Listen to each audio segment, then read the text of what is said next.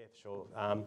So in relative terms, probably a little bit more bearish on the Australian outlook generally. I think the big risk, and it's one everyone's talking about, is the housing downturn. The leverage of the household sector to the housing market is very high, and what we don't have is an example in the past where we've actually been through a period where housing prices have fallen by sort of 15%, 20%. If we do go through that sort of correction, it creates uncertainty from a forecasting perspective because we just don't have that experience to draw on. But my sense is that the sensitivity to that sort of correction is probably pretty high. We're talking about a household sector that is already approaching 0% from a savings ratio. So there's not a lot of capacity in the household sector to absorb some sort of financial shock.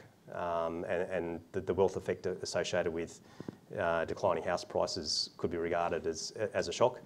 The flow-on effect of reduced construction activity is also a factor. Construction's been a big swing employer within the local economy. If you take away that driver of employment growth, you start to look at a scenario where potentially unemployment is on the increase.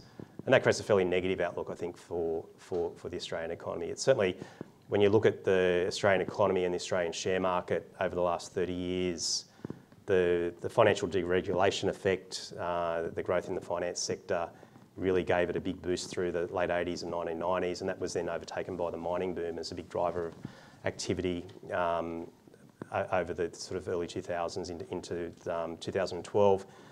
You don't have that same driver anymore. The mining boom was replaced by the construction boom. My sense is there isn't another factor that's really going to keep the growth trajectory in the local economy high.